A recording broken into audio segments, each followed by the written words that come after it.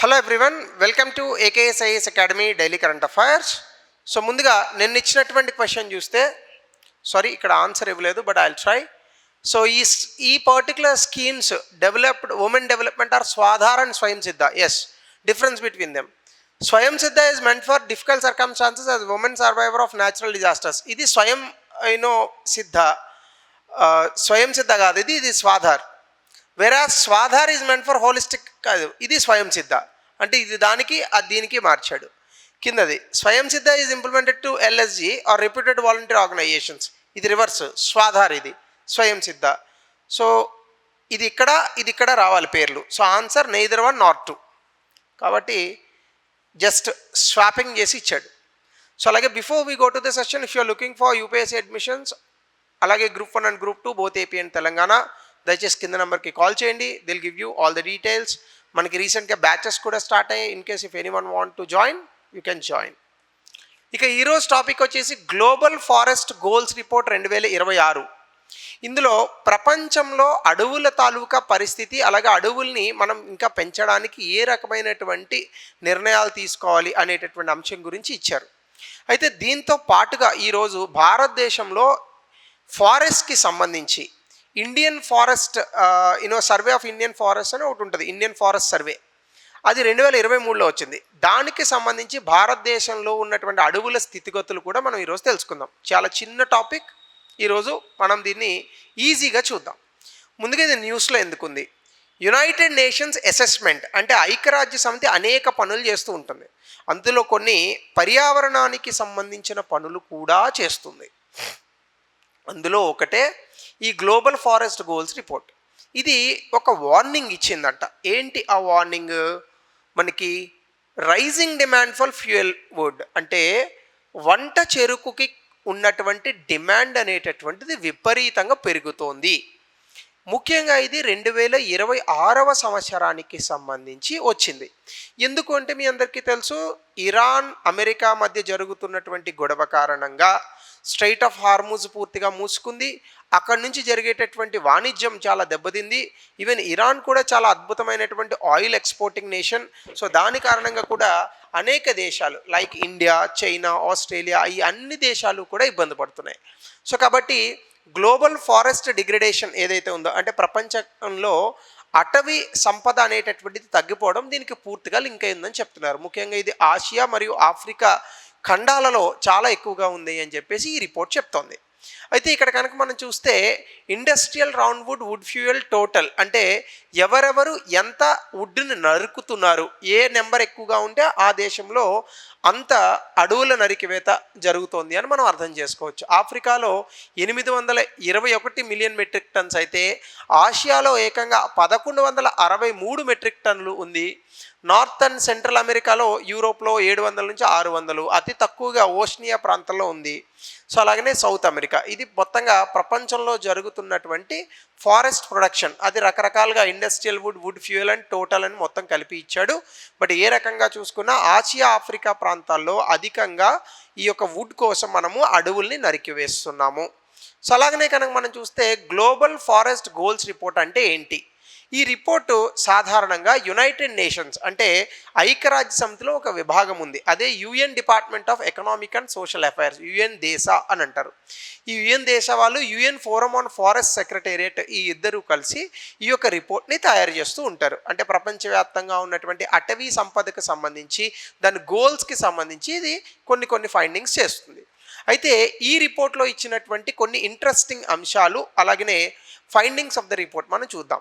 ప్రపంచవ్యాప్తంగా ఉన్నటువంటి అటవీ సంపద అంటే మొత్తంగా ఉన్నటువంటి అడవులు ఏవైతే ఉన్నాయో ఇవి 4 బిలియన్ హెక్టేర్లు. 1 బిలియన్ అంటే 100 కోట్లు, అంటే 400 కోట్ల హెక్టేర్లు. ఎకరాల రూపంలో చూసుకుంటే ఇంకా మనకి చాలా ఎక్కువ ఉంటుంది. ఇన్ని హెక్టేర్ల భూమి అనేటటువంటిది ఈ యొక్క ఫారెస్ట్ కవర్ అంటే అడవులు ఉన్నటువంటి అటవీ ప్రాంతం తగ్గిందట. ఇది 4.18 నుంచి ఇప్పుడు 4.14 బిలియన్ హెక్టేర్స్కి వచ్చింది. అంటే నెట్ యాన్యువల్ లాస్ అనేటటువంటిది 4.12 మిలియన్ హెక్టేర్లు నెట్ యాన్యువల్ లాస్ ఉంది. అంటే ప్రపంచవ్యాప్తంగా ఒకప్పుడు 2015లో 4.18 బిలియన్ హెక్టేర్ల అడవి సంపద మనకు ఉండేది. ఇప్పుడు అది 4.14 బిలియన్ హెక్టేర్లకి తగ్గింది. అంటే ఎంత తగ్గినట్టు? 4 మిలియన్ హెక్టేర్లు. మిలియన్ అంటే 10 లక్షలు. అంటే 40 లక్షల హెక్టేర్లను మనం పూర్తిగా నరికివేసి ఆ ప్రాంతంలో వివిధ కట్టడాలు, వివిధ రకాలైనటువంటి డెవలప్మెంట్స్ చేశాం. అలాగే primary forest loss, world loss nearly 16 million హెక్టేర్లు ప్రాథమికంగా అడవులు కోల్పోయామట ఒక దశాబ్ద కాలంలో, అంటే 2015 నుంచి 25. అది ముఖ్యంగా ఎక్కువగా ఎక్కడుంది? South America. ఈ సౌత్ అమెరికాలోనే మనకి అమెజాన్ లాంటి ఫారెస్ట్ ఉన్నాయి. మీకు ఈ మధ్యకాలంలో తెలుసు, అమెజాన్ ఫారెస్ట్ని చాలా వరకు కూడా నరికివేస్తున్నారు. ఈవెన్ ఆ అమెజాన్ ఫారెస్ట్ మధ్యలో నుంచే కొన్ని రోడ్లు, మార్గాలు ఇవన్నీ అభివృద్ధి చేయడం చూసాం. అలాగే కార్చిచ్చు వచ్చి కొంత అమెజాన్ ఫారెస్ట్ భాగం కూడా కాలిపోయినట్టుగా మనం చూసాం. ఇవన్నీ దాని తాలూకా పర్యవసానాలు. అలాగే fuel wood as major driver. ఇటీవల కాలంలో మళ్ళీ కట్టె పుల్లలు ఎక్కువగా వాడుతున్నారు, వంట చెరుకు అనేటటువంటిది. ఎందుకు? ఫ్యూయల్ వుడ్ అండ్ చార్కోల్ ఈ మధ్యకాలంలో విపరీతంగా వాడకం పెరిగింది. దీని కారణంగా మనకి ఫారెస్ట్ డిగ్రేడేషన్, అంటే అటవీ సంపద అనేటటువంటిది తగ్గుతోంది. ఎస్పెషల్లీ సబ్ సహారన్ ఆఫ్రికా, అంటే మనకి ఆఫ్రికా ప్రాంతం ఉంటుంది కదా, ఈ ఆఫ్రికా ప్రాంతంలో సహారా ఎడారి కింద ఉన్నటువంటి ప్రాంతాలు చాలా పచ్చగా ఉంటాయి. ఈ ప్రాంతంలో ఎక్కువగా వాడుతున్నారు. కాంగో ఇట్లాంటివి, కెన్యా ఇట్లాంటి దేశాలు అనుకోండి. అలాగే parts of Asia or Asia, అంటే ఆసియా ఖండంలో కూడా ఈ యొక్క వుడ్ ఫ్యూయల్ కోసం వాడడం అనేటటువంటిది పెరిగింది. అలాగే అగ్రికల్చర్ ఎక్స్పాన్షన్. మీ అందరికీ తెలుసు, ప్రపంచవ్యాప్తంగా ఉన్నటువంటి జనాభా దాదాపుగా 800 కోట్లు దాటింది. ఈ 800 కోట్ల మందికి కూడా మనం ఫుడ్ అందించాలి అంటే వ్యవసాయమే అతిపెద్ద మార్గం. ఈ వ్యవసాయ మార్గం ద్వారా మనం సాధించాలి అంటే ఉన్నటువంటి వ్యవసాయ భూముల్లో అధిక ఉత్పాదకతనన్నా పెంచాలి. That means productivity in the agriculture lands. రెండవది, వ్యవసాయం ఉత్పత్తి చేసేటటువంటి పంటల విస్తీర్ణమైనా పెరగాలి. ఈ విస్తీర్ణం పెరగాలంటే అడవులు నరికివేత.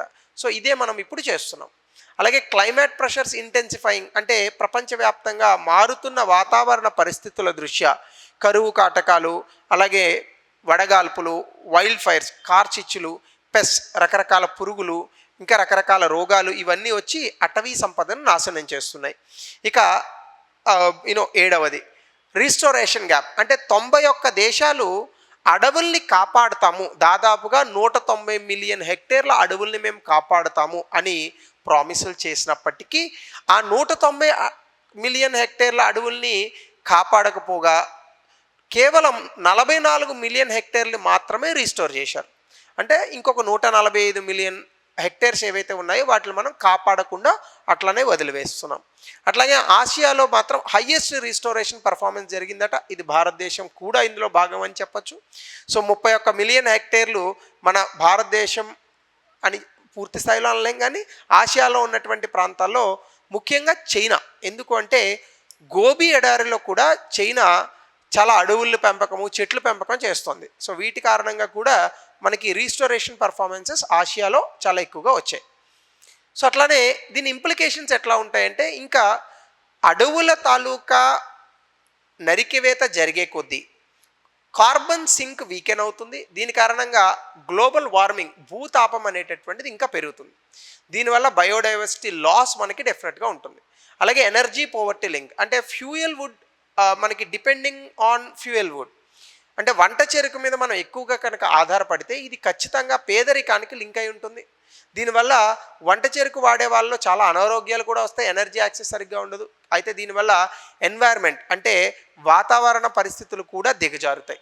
అలాగే threat to biodiversity, primary forest ఎప్పుడైతే డిక్లైన్ అయ్యాయో అక్కడ బ్రతికేటటువంటి ఆ ప్రాంతంలో ఉన్న ప్రాణులు కూడా చనిపోతాయి. దీని కారణంగా ఎకోసిస్టమ్ అండ్ ఎకలాజికల్ బ్యాలెన్స్ అనేటటువంటిది మిస్ అవుతుంది. సో దీని కారణంగా కూడా మనకి కొన్ని ఇబ్బందులు వచ్చేటటువంటి అవకాశాలు ఉన్నాయి.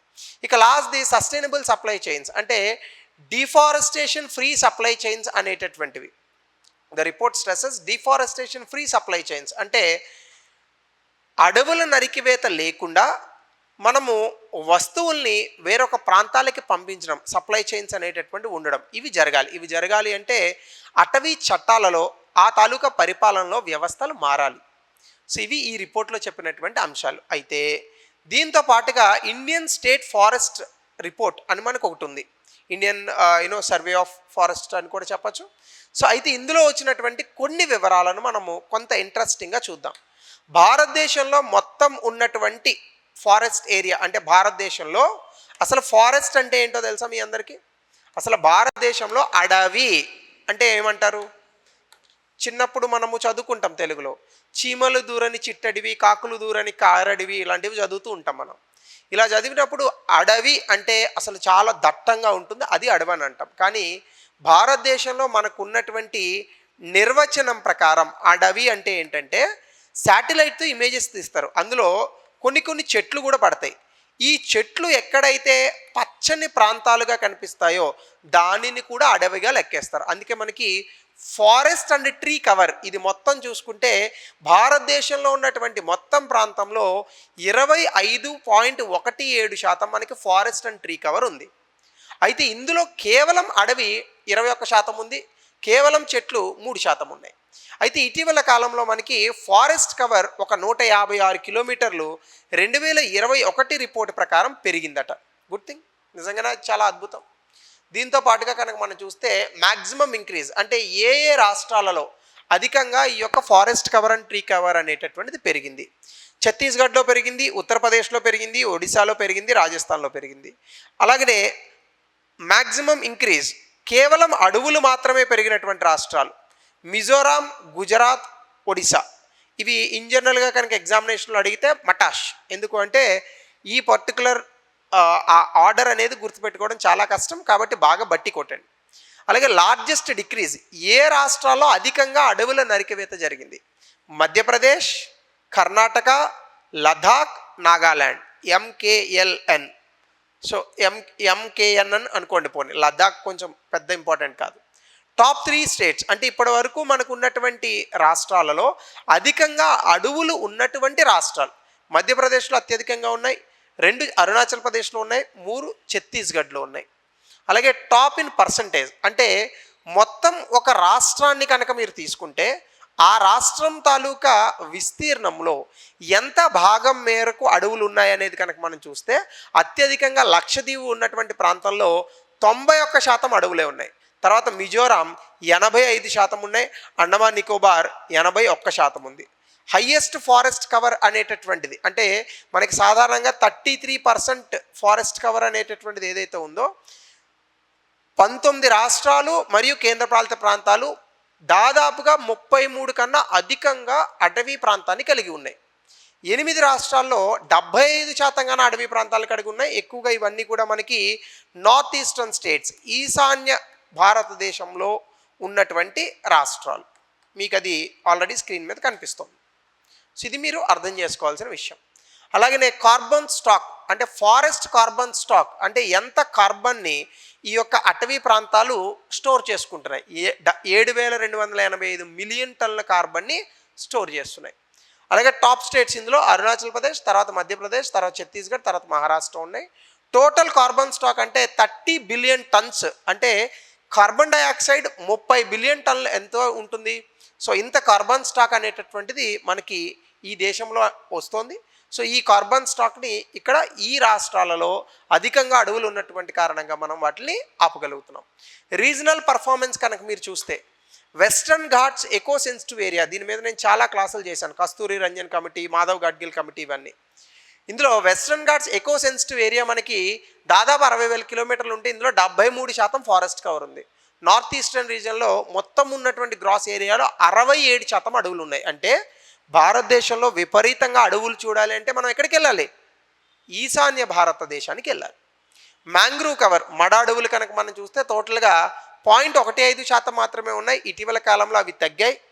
గుజరాత్లో 36 కిలోమీటర్లు తగ్గితే ఆంధ్రప్రదేశ్ 2వ స్థానం, 3వ స్థానంలో మహారాష్ట్ర. ఈ ప్రాంతాల్లో మనకి విపరీతంగా మడ అడవులు కూడా తగ్గినటువంటి రిపోర్ట్ మనకి కనిపిస్తుంది, 2023 రిపోర్ట్. అంటే ఓవరాల్గా మనం ఏం చెప్పచ్చు? ప్రపంచవ్యాప్తంగా అటవీ సంపద తగ్గుతోంది, భారతదేశంలో కొద్దిగా పెరిగింది, కానీ దట్టమైన అడవులు మాత్రం తగ్గుతున్నాయి. ఇది మనం చెప్పేటటువంటి కంక్లూజన్. కాబట్టి చెట్లను నరకవద్దు, కాపాడుకుందాం. దీనికి రిలేటెడ్గా ఒక ప్రశ్న గతంలో ఇచ్చిందే, అలాగనే దీనికి రిలేటెడ్గా గతంలో ఇచ్చినటువంటి ప్రశ్నే మెయిన్స్ 200 పదాల్లో రాయండి. సో ఇది ఈరోజు టాపిక్. మరొక కొత్త టాపిక్తో will meet tomorrow. Thank you. Have a good day.